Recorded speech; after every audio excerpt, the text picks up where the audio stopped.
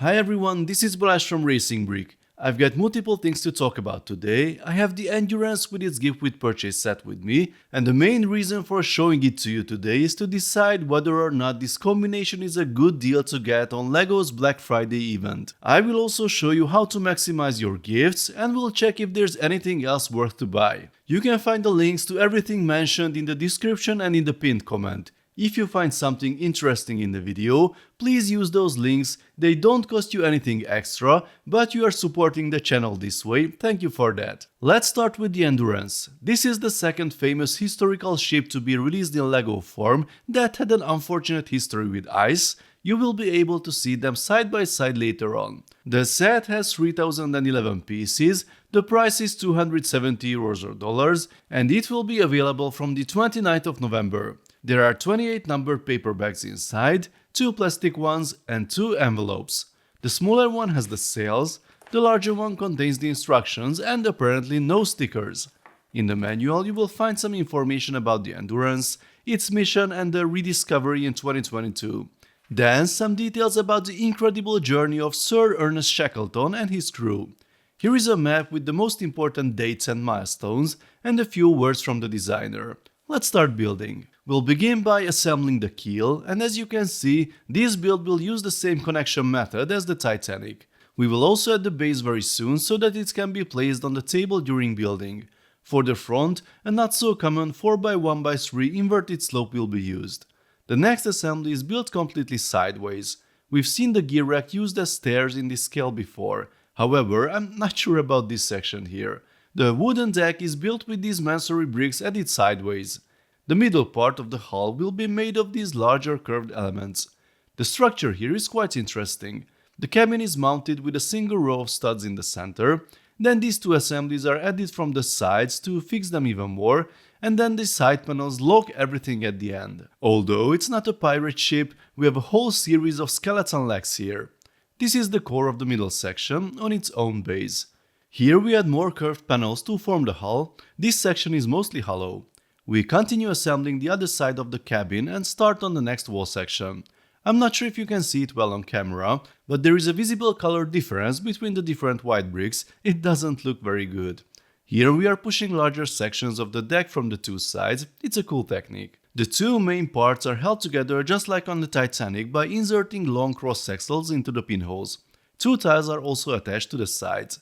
Apparently the tense support was temporary and we need to move the brown one, although the new position is not clear in the manual. I assume it should be somewhere in the middle. Here is the core of the next section with the propeller, which is gold colored instead of the original black for a stronger contrast, according to the manual at least. A mast has also been added. Here we have the first printed element. The end has different kind of slope pieces, lots of them, and then comes the usual curved element. Some inside details in this microscale format. The grey rod represents the steam heating pipes in the cabins, and we have a nice printed map of Antarctica on the wall. There is another room with a bed and some other furniture. This is the triple expansion steam engine in a brick build form, which is pretty cool, but we have to pay attention to the alignment of these pieces on the floor because there's a single row of studs where this one needs to be attached. The walls are done here. Now I need to attach this super long tube and wrap it around the stern of the ship. The back of the deck is covered in the usual way. Then comes this small, mostly technical assembly with the wheel, which is connected to the rudder with the cross axle and gears.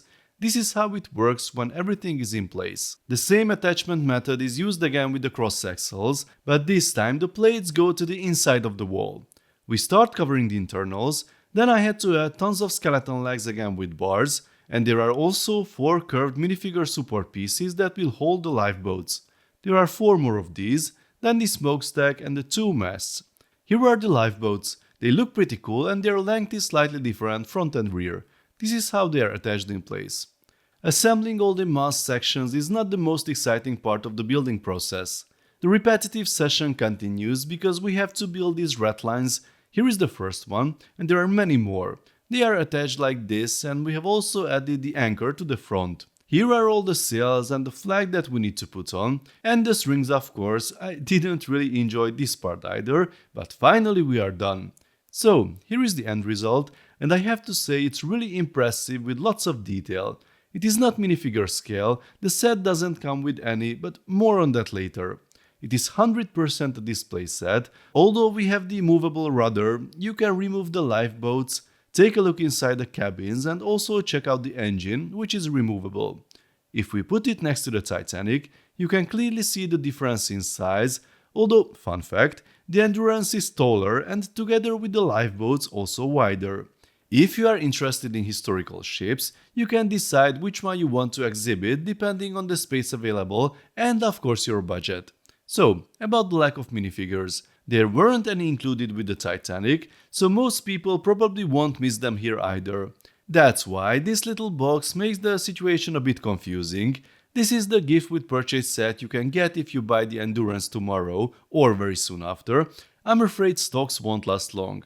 This is set number 40729, Shackleton's Lifeboat. It has 232 pieces and unfortunately you can't buy it separately. With the minifigures of Sir Ernest Shackleton and his photographer Frank Hurley, it's quick and easy to build. In addition to the lifeboat itself, there are of course also a few accessories, such as the sledge which can hold the other items or the lifeboat, the camera, a stove, oars and a storage box. The lifeboat itself has some interesting building techniques and looks pretty good. As you may know, I'm not a big fan of the GWP format. They sell out quickly, you can buy them directly if there are no official LEGO stores in your country, and you have to rely on the secondary market afterwards. Some of them can get very expensive very quickly. But if you want the minifigures, you have to buy the gift with purchase set. Or, luckily, I don't think the minifigure parts are exclusive to the set, so you can assemble them later from Pick-a-Brick or Bricklink. Aside from the repetitive sections, the Endurance is a lot of fun to build, and if you are interested in LEGO ships, then it certainly makes an impressive display piece. So, what can you do if you want to buy it? I couldn't find it anywhere else on pre-order, which means it might remain a LEGO exclusive for a while. That means your best chance to get it is on Black Friday directly on lego.com, as you will get 5% worth of insider points and a whole bunch of gifts. The price is €270 or dollars, which means you get the lifeboat as a gift with the set by default, but you are also qualified for the other two gifts, the retro record player and the winter holiday train.